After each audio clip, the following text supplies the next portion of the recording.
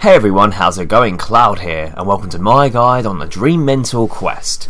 Now, for this quest you need the following requirements. You must have completed the prequel quest, which is Lunar Diplomacy, and you must also have completed Eadgar's Ruse quest. You're also going to require level 85 combat, and be able to defeat multiple high-level monsters in one trip without prayer. That's it for the requirements. Now onto the items. You will need 20 pieces of 3 kinds of food. I would bring 7 of 2 kinds and 6 of the 3rd kind. So for example, you could bring 7 cabbages, 7 onions and 6 potatoes, which will be inexpensive choices. You could also fill the empty sacks with the mentioned vegetables, so that will save you some inventory spots as well. You will also need Goutweed. Now, Goutweed is obtained during the Eadgar's Ruse quest. If you don't happen to have any of it on you before doing this quest, obviously you're going to need to obtain some. So I will show a short clip of obviously just how to get the Goutweed. And you will also need 1 Astral Rune. I also recommend you bring some Astral, Cosmic and Air Runes to be able to use the NPC Contact spell, which is on the Lunar spells. And you would have obviously unlocked this by completing the Lunar Diplomacy quest. And you can obviously change over to that spell book while on Lunar Isle. It just makes speeding up the quest a bit easier.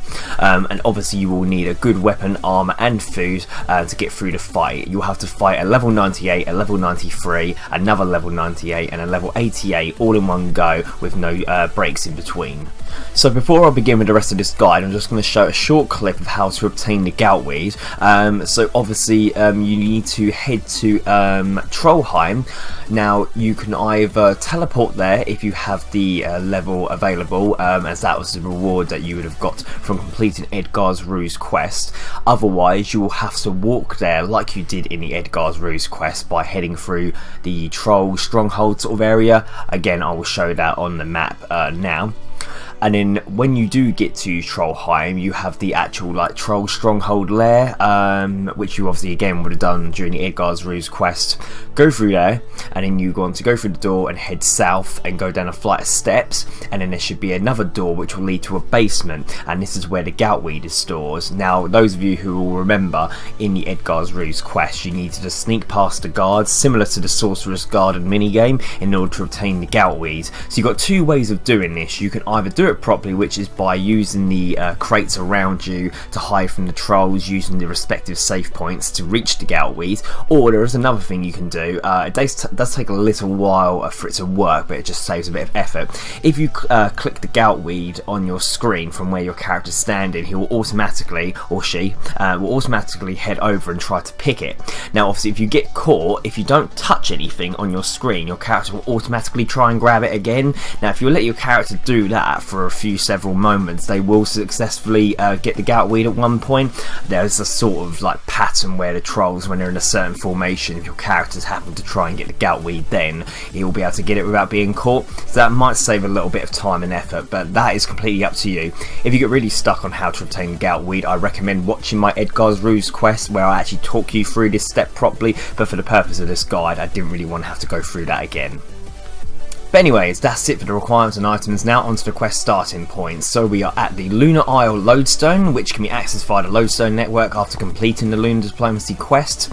And to begin the quest, we need to go to where the Lunar Isle mine is. It's the place where all the Shugars are hanging around, and there's an access to the mine, which has got a quest icon on the minimap.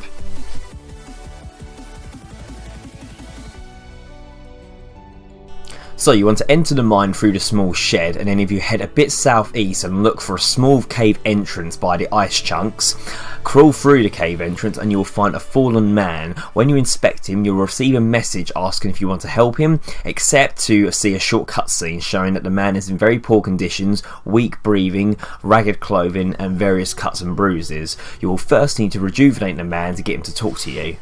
So it will come up with a little screen displaying the man's health, spirit and armament, which you will be able to improve by doing different things, which I'll talk you through now. So you want to feed 4 pieces of food to the man, changing between the different types because he won't eat the same type twice in a row.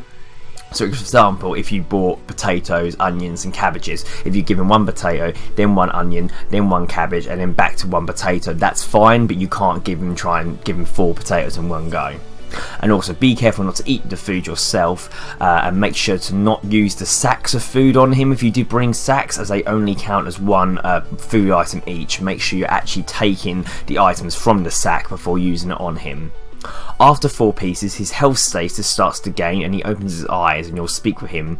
Raise his spirit by saying encouraging words to him, and it's all based on trial and error, but try to choose the most positive options. But there are no consequences if you get it wrong.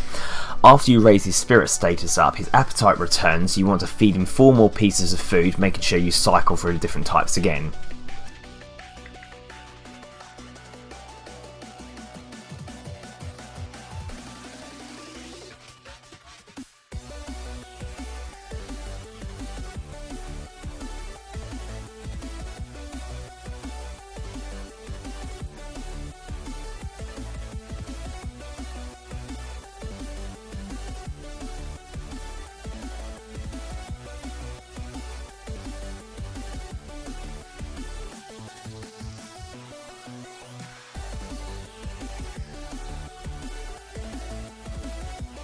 So he's now healthy enough to stand up and speak properly. Speak with him to cheer him up, and he'll tell you that his name is Cyrus and explains how he got himself in the cave. You want to then feed him 6 more pieces of food and speak with him some more. He finally asks you to go to the bank and bring his armour. Now this part of the quest is where it's helpful to have the NPC Contact spell, so if you haven't got the Lunar spellbook activated, you want to detour to where the Lunar altar is before carrying on with this part. But anyway, you want to return to the upper surface and talk to Birdseye Jack, who is one of the bankers in the town. Obviously, like I just said, if you need the NPC Contact spell, detour south to the Lunar altar and change spellbooks ready. When you are in the bank and speak to Birdseye Jack, select the Cyrus is in the mine option, and after a heated conversation, ask him if you get some items out of Cyrus's bank account. Jack will give you a chest to carry the armour, which includes a helmet, top, legs, boots and a weapon. Now the combination can be deducted for a process of elimination. Start with all items of one combat type and then check with Cyrus to see what items are correct. But the easiest way, just to avoid doing all this, is to use the NPC Contact spell to actually speak with Cyrus. That saves you having to run back and forth from the bank to check that what you've picked him is correct. Now Cyrus's armour selection is usually based on your highest level of combat, that is amongst melee, ranged or magic. So if your highest skill level or combat is melee, then you'll want to pick Dragon Helmet, a Rim's Robe Top and Robe Skirt, Ranger Boots and Abyssal Whip. If your highest combat stat is ranged, you want the Robin Hood Hat, Karil's Leather Top, Black Dragon Hide Chaps, Ranger or Adamant Boots and a Magic Short Bow. And if your strongest combat skill is magic, you want Split Bark Helmet, a Rim's Robe Top, Robe Skirt, Infinity Boots and an Ancient Staff. But once you've obviously selected those relevant items, use the NPC Contact spell just to check that is correct, and obviously if he approves of your choices, you can then go back to the cave and return the armour.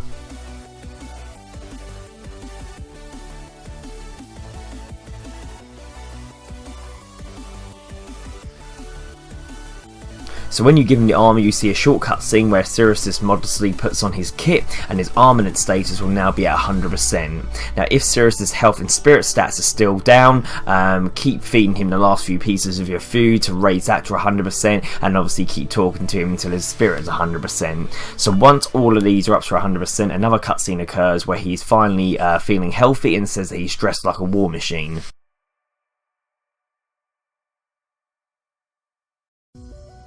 So he will bring you up to speed on his misfortune. He admits that although he's travelled across the whole of Runescape, he is afraid of combat, and he had come to the Moon Clan to see if they can help him visit his dreams and conquer his fears. And he'll tell you to go talk to the Oneiromancer, and he will meet up with you shortly. So near where the Lunar Altar is where you'll find the Oneiromancer, so we're going to head in that direction now. So when you're near the lunar astral altar, talk to the Oneiromancer and select the Sirius's option and he'll arrive near you. She will tell you that with a certain potion of shared dreaming, you and Sirius can travel to the dreamland and help him overcome his apprehensions. The Oneiromancer will give you an empty dream vial to store the potion into while Sirius teleports away, asking you to meet up at a ceremonial brazier. Now this potion requires Goutweed and an Astral Rune. So you should hopefully have the Goutweed in your inventory ready, so you can add that straight to the potion, and then you need to use your Astral Rune on an anvil to break it into a number of shards, and then grind the shards with your pestle and mortar to obtain fine ground astral essence, and then you want to add that to the potion. You will also need water as well, but there are various water sources around the island. When you finish doing this, you should get a dream potion. So we're now coming up to the part where you have to fight the 4 different monsters without a break in between or use of prayer. So this is the time to equip yourself with as much weapon and armor, or the best weapon and armor you can, and obviously plenty of food. Any potions as well will help. Also, if you're worried about the combat, you can use Rings of Recoil, which obviously will deal back damage for every bit of damage you take. So there's various options available for you there. So when you're ready, head over to the west side of the town into the building that has the ceremonial brazier, which obviously we used during the Lunar Diplomacy quest. Meet up with Sirius and light the brazier, and talk to Sirius and proceed into the dream. You see a short cutscene where you will gape at the huge creature that symbolises his fear while he admires the lectern. The inaccuracy is apparently the major cause of Sirius's fear of combat. So the first monster which has appeared now is a level 98 named the Inaccuracy, and it summons many little creatures called a Dao, which is level 78, during the battle to help attack you. The Inaccuracy uses melee and range attacks and is immune to poison. So what I recommend is you set your auto retaliator off. Do not try to kill the Doubts, as they will just keep respawning, and just focus mostly on the Inaccuracy. There's no real major tips here, obviously because you can't use prayer or anything, but I would recommend, if you're using sort of the evolution of combat style of attacking, go for the attacks that are going to do a lot of damage over time, or as well the multiple hitting attacks like Hurricane and Quake, as obviously if you use these, you'll also hit the Doubts that are around you, which will hopefully kill a few of them if you land enough of those hits on. But just keeping an eye on your health, you shouldn't have too much of a problem against it. The next entity will appear, which is a level 93 creature called the Everlasting. Its attacks are relatively slower and less accurate than the Inaccuracy. There is a safe spot to the side of the lectern that will keep you from being hit if you're using range or magic, but obviously if you're using melee, then that's not really an option for you. But again, if you're using the same sort of method that you use against the Inaccuracy, you'll be fine, and obviously there are no other little enemies to attack you at the same time. Then the third monster will appear, the Untouchable, which is easier despite it being a level 98. It uses a fairly slow melee attack, however it does have the highest melee accuracy of the 4 monsters. Again, you can use the safe spot if you are using range or magic like you did for the Everlasting.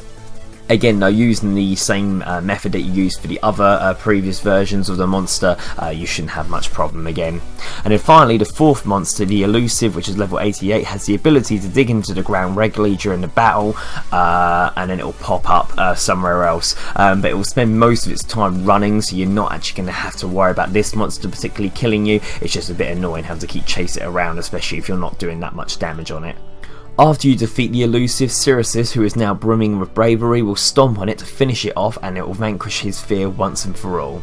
Then back in reality, you want to head back to the Oneiromancer and inform her of Sirius's victory. After speaking to the Oneiromancer, he'll suddenly teleport and thanks you for your help by passing some of his knowledge onto you, and it will come up with, "Congratulations, you've completed the Dream Mentor quest. You're awarded 2 quest points, 15,000 Constitution experience, 10,000 Magic experience, a Dreamy Lamp which will give you 15,000 experience in a combat skill in Strength, Range, Magic, Constitution or Defense. You'll now have 7 new spells added to the Lunar Spellbook, which is Monster Examine, Humidify, Hunter Kit, Stat Spy, Dream, Plank Make and Spellbook Swap.